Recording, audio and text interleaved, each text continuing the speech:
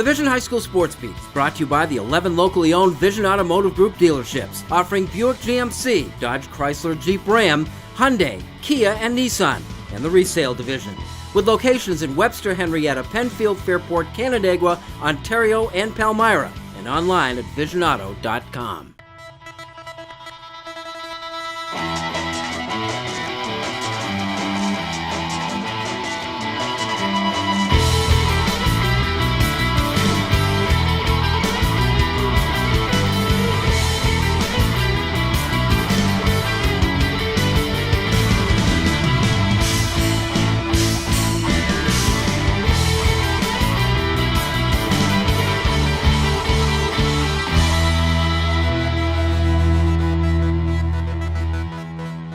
Hi everyone, thanks for joining us with the Vision Automotive Group's High School Sports Beat.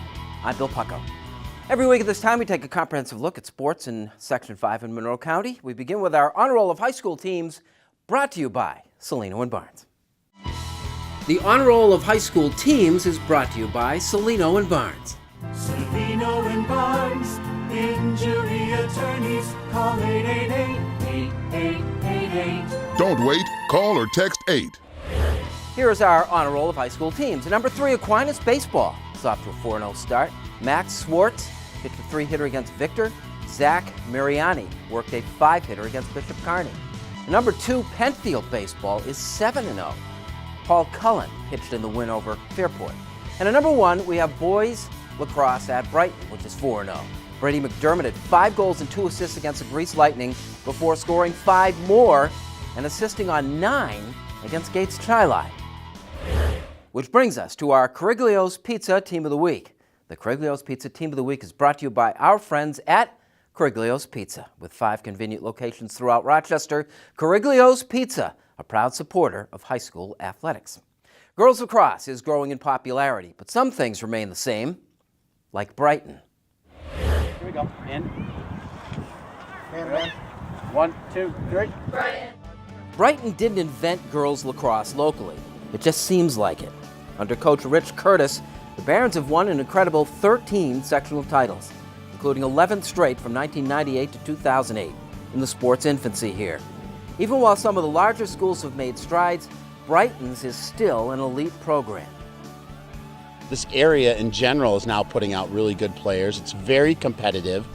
It used to be Syracuse, and now with that, I think we've surpassed them actually in the competitive as the amount of teams that are playing. And every game we play now is competitive too. It used to be 3 games, 4 games a year. Now it's every game you play is a good game and could go down to the wire. Coach Curtis is the one constant. He always comes out to practice with something new for us to focus on and has made us all the lacrosse players that we are. You're it sounds like, you kind of come away confident that you're on top of everything. Yeah, he definitely prepares us for everything. Like, he encourages us to play off season all the time, so we're always getting better. Within the school, is there a good culture for girls lacrosse? I mean, is it the kind of that's the thing to do? I would say our school culture is really everyone does everything. I wouldn't say it's more like girls lacrosse. Everyone supports all the teams. We like to go to the baseball games and the lacrosse games, and all the sports teams really support each other. It's not really like one sport that sticks out. But this is a sport that year in and year out really kind of holds its own. Yes, that's for sure. Last year was kind of a building year, but I'd say overall our team sticks out. Brighton lost 3 games on a spring break trip to Virginia, where some of the best high school lacrosse in the country is played, but have bounced back nicely with an overtime loss to defending Class A champion Pittsford and a win over Penfield. The Barons' best could be Mackenzie Harris. Sitting out practice with an injury, Harris was the only 7th grader to play varsity lacrosse at Brighton and is half Iroquois, which provides a somewhat mystical approach to the game.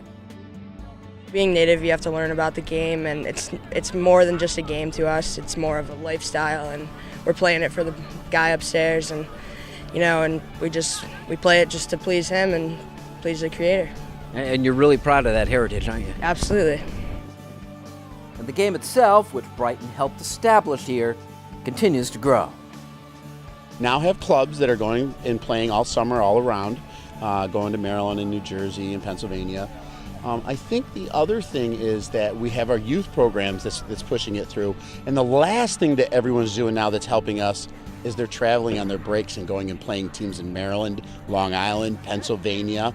So that has really brought up the level of play also. 1, 2, 3, Braves!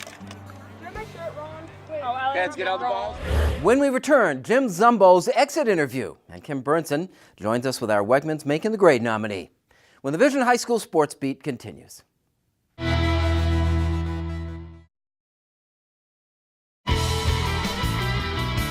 Welcome back. Thanks for joining us. This is the Vision High School Sports Beat. I'm Bill Pucko. Time now for our Honor Roll of High School Athletes, brought to you by Injury Free Coalition for Kids. Driving's a lot like the game of baseball. It's the one who gets home safely that counts. Please remember to always wear your seatbelt and to focus only on driving when behind the wheel of a car. This message courtesy of the Allstate Foundation and Injury Free Coalition for Kids Smart Teen Driving Program. Here is our Honor Roll of High School Athletes. From the world of inquiry, sprinter Najee Boswell. She won both the 100 and the 200-yard runs at the 16-team Waterloo Spring Sensation.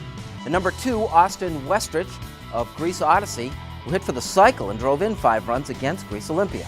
And at number 1, what a couple of games for Hilton's Rachel Ryan with the girls lacrosse team. Rachel scored 8 goals against the Greece Lightning and then another 8 against Webster Thomas. The Cadets are 2-1, and the West is getting better. And now the Parisi Speed School presents our Athlete of the Week. Parisi Speed School wants you to be prepared for your next season.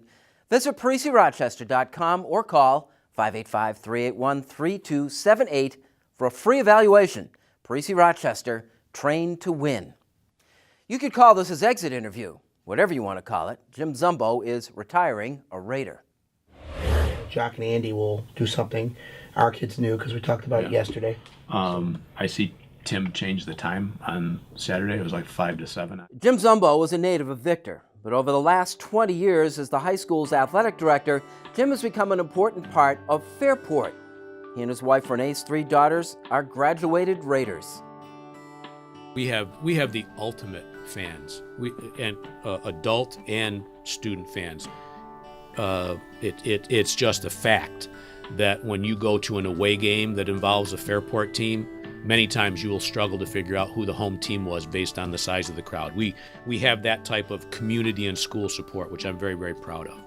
Fairport has benefited from continuity among its administrators, unlike almost any other school in the Rochester area. Zumbo was just the 4th athletic director at the high school over the last 61 years. So his opinions count in support of non-specialization of athletes. What I think we should be doing is we should be trying to help kids and promote to kids enjoying their high school experience, a broad-based experience, an experience where you get to have coaching from a variety of coaches in different sports, as well as to represent your school in a variety of sports and activities, because you can't get that back.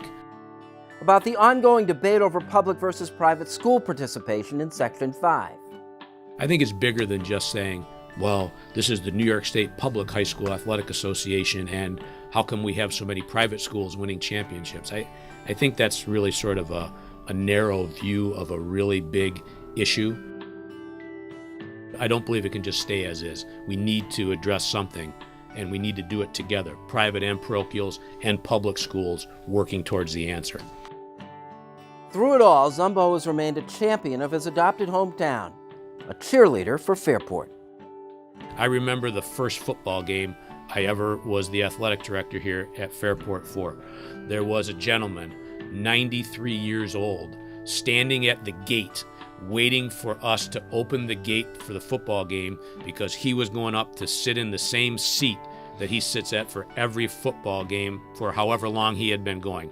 He has passed away since, but that's the type of stuff that I remember. That's the type of stuff when I go to a game that we're hosting, it's great to see the people. It's great to see the support of this community.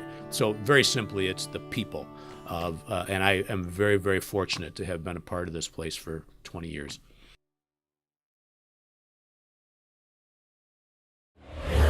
Up next, Kim with our Making the Grade nominee. Then we head to Frontier Field with the Red Wings out of town. A couple of high school teams took over. It's McQuaid and Webster Schrader in our Dunkin' Donuts All Sports High School Game of the Week when the Vision Automotive Group's high school sports beat continues.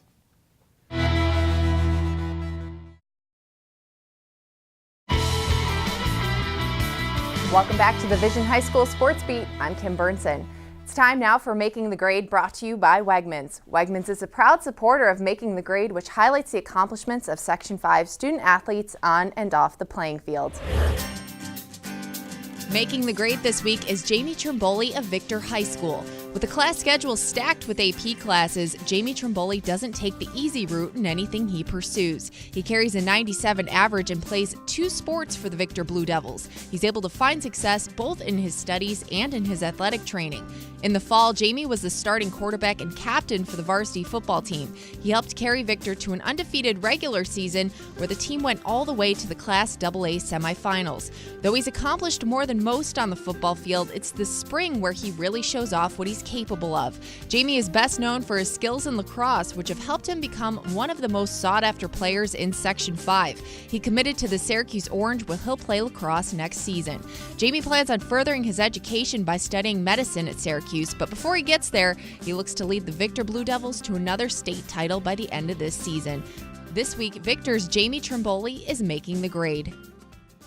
If you have a student in mind for our Making the Grade segment, we want your nominations. You can send them in to info@classywolf.com. Now here's Bill with our Sylvan Learning Section 5 calendar.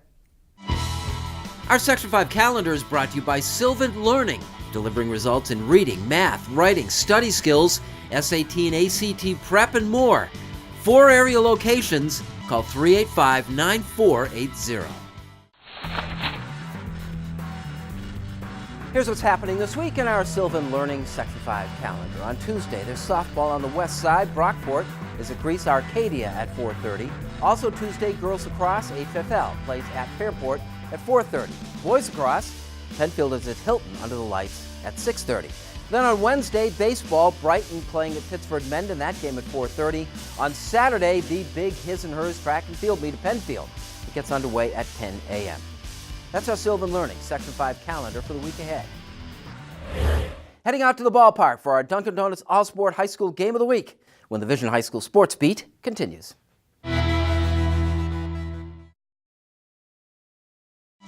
Sign Impressions is more than just signs. It's a total graphics company. Embroidery, screen printing, team apparel, t-shirts, jackets, hats, and of course banners and signs. Visit signimpressions.com. Call us at 723-0420 to order your team or corporate apparel. Welcome back, and thanks for joining us. This is the Vision High School Sports Beat. I'm Bill Pucko. Time now for our Dunkin' Donuts All-Sport High School Game of the Week. Put more fun in your day with ice cream-flavored coffees at Dunkin' Donuts. Go for delicious flavors like butter pecan, cookie dough, or new pistachio. Enjoy one today. America runs on Dunkin'. Section 5 championship baseball games are held at Frontier Field. Prior to that, Frontier will host about a dozen regular season high school games this year. The first of those put McQuaid against Webster Schrader in our Dunkin' Donuts All-Sport High School Game of the Week.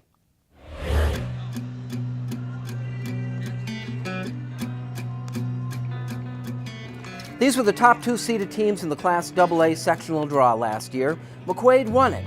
Both teams are trying to retool.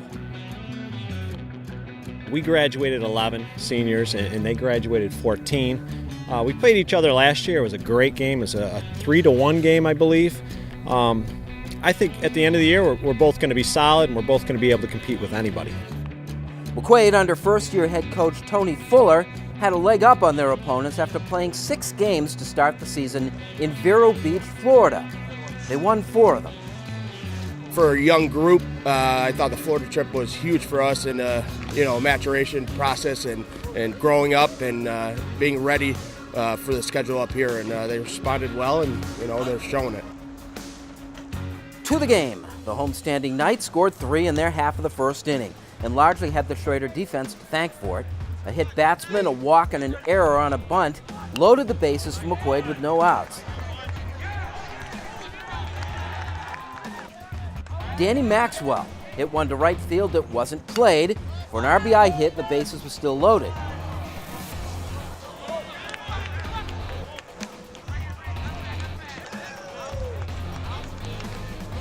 Another error produced a second run.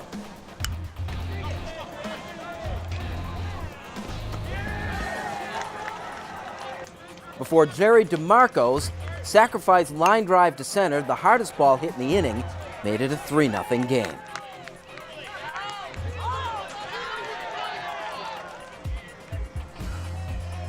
Schrader's defensive struggles contrasted with some excellent play in the field by McQuaid. In the second, Webster was retired on nice plays by Maxwell at second base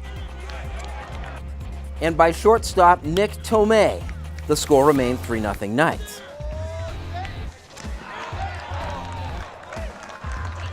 Then in the third, Maxwell made another at second as the McQuaid defense continued to shine.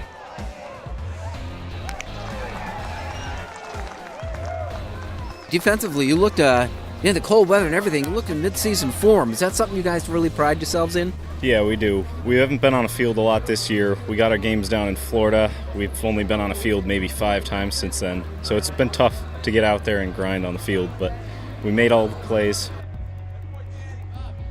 In the third, Maxwell led off with a double.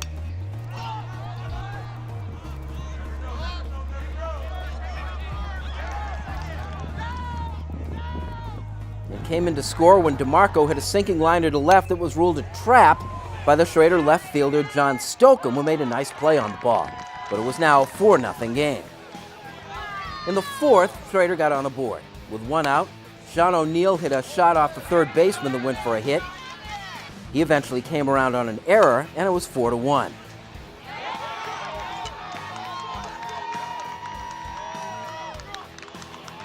To lead off the fifth, the Warriors' Steve Smith hit a line drive that split the outfielders in right and center.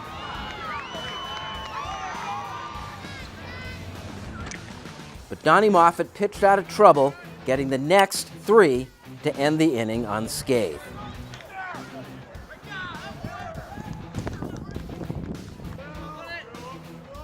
Schrader rallied again in the sixth. A hard base hit to right by Phil Ferrante was sandwiched around a couple of errors to load the bases with 2 outs.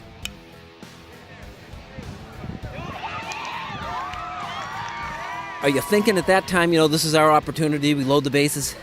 I was thinking the entire time, like it was our opportunity, it was just a matter of time. But yeah, thought that was a little spark plug to the team that inning. But Moffitt got Smith, who had doubled the last time up, to fly out and end the inning. The pitcher got his defense off the hook. Is there a pride factor in you in being able to take your defense off the hook under certain circumstances? Oh yeah, I don't want them to feel like they did something wrong. I want them to know that don't worry about that. I got it next time. Don't worry about it. Move on to the next play. It's always next play. With backup warmed and ready, Moffitt gutted out a complete game victory, and McQuaid won the game 4-1.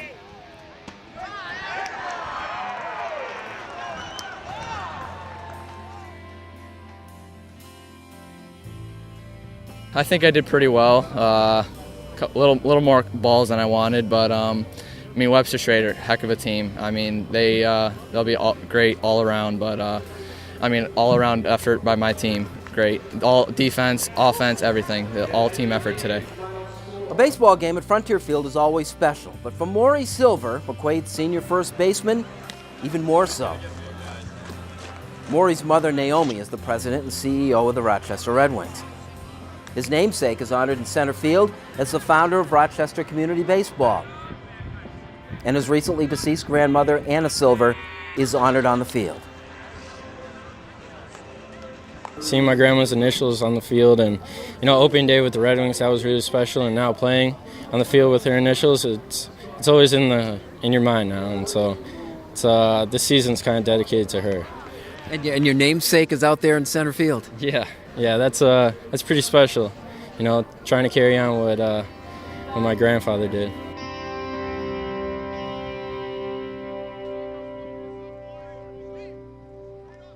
And of course, Maury and all his McQuaid teammates would love to be back there again next month. We'd like to thank our Sports Beat sponsors. Especially the 11 dealerships in the Vision Automotive Group. They make the Sports Beat possible. As do you. Thanks once again for watching. We'll see you next week with the Vision High School Sports Beat.